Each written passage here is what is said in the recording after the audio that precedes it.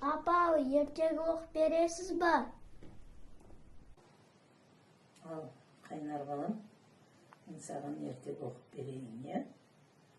Қасқыр мен қозы деген.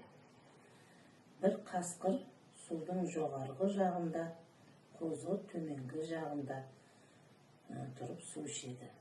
Қасқыр қозыны жегісі келіп, бір айна іздей бастайды. Қасқыр қозыға айқайлап, мен ішетін суды неге былғайсың дейді.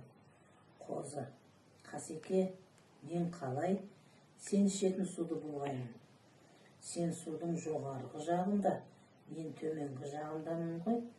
Мен ішкен су саған бармайды ғой дейді. Қасқыр тағы айғайлап, сен өткен жылы менің әкемді қорлағансың дейді. Қасеке, мен қалайша сенің әкеңді қорлаймын? Өткен жылы тумаған едім дейді.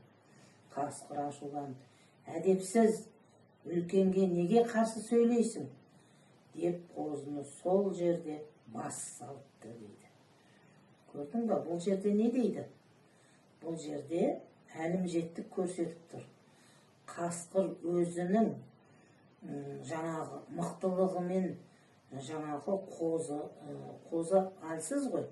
Сондықтан қозыға әлімжеттік көрсетіп, оны қорқытып жатыр. Жарайды, апа, түсіндім. Ау мен деп қолың жай. Мен бір бата берейін. Тәңір жарылқасын, кімді жарылқаса соның жанында қылсын. Жаманның алдында қылсын, жақсының жанында қылсын. Жортқанда жолың болсын, жолдасың қызыр болсын. Алыстан жолға салып жүрсін, сүріндірмей алып жүрсін. Мың бір бәле жүз бір қатерден қағып жүрсін. Алладан рахым, пайғамбардан шапағат болсын.